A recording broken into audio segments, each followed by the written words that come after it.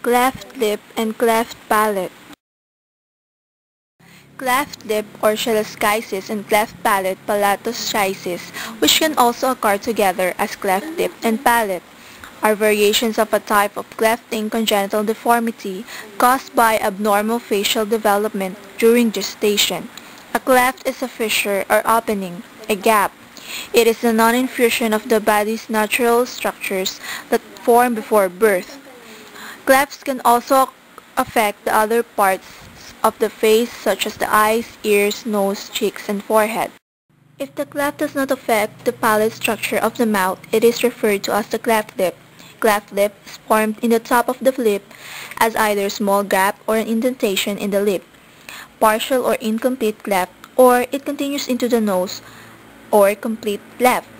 Lip clefts can occur as a one-sided or unilateral or two-sided or bilateral. It is due to the failure of fusion of the maxillary and medial nasal processes or formation of the primary palate.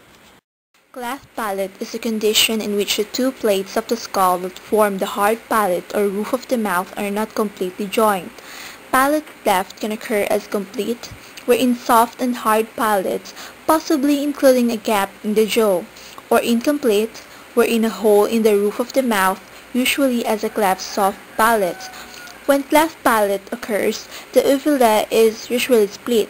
It occurs due to the failure of fusion of the lateral palatine processes, the nasal septum, and or the median palatine processes, or formation of the secondary palates. Causes of cleft. Genetic factors contributing to the cleft lip and cleft palate formation have been identified for some syndromic cases, but knowledge about genetic factors that contribute to the more common isolated cases of cleft lip or palate is still patchy.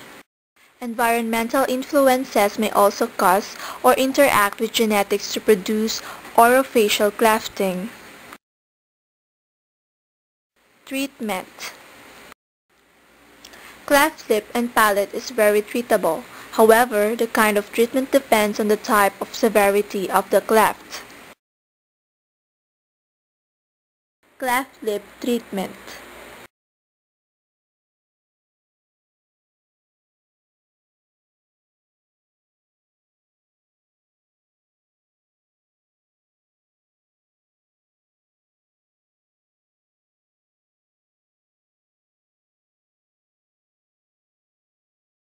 Nasoalveolar molding. Nasoalveolar molding is a non-surgical method of reshaping the gums, lips, and nostrils before cleft lip and palate surgery, lessening the severity of the cleft. Surgery is performed after the molding is complete, approximately 3 to 6 months after birth. Speech and hearing treatments.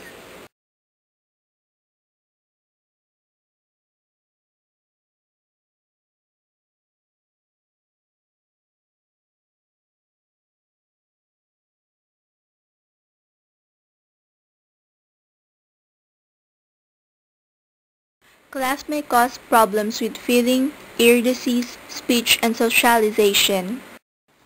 Due to lack of suction, an infant with a cleft may have trouble in feeding.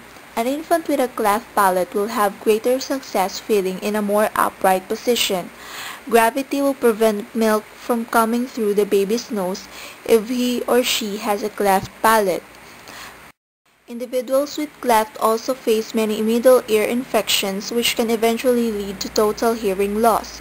The eustachian tubes and external ear canals may be angled or tortuous, leading to food or other contamination of a part of the body that is normally self-cleaning.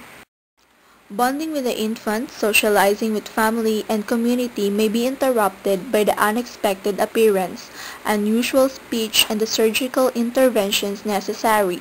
Support for the parents as well as for the child can be pivotal.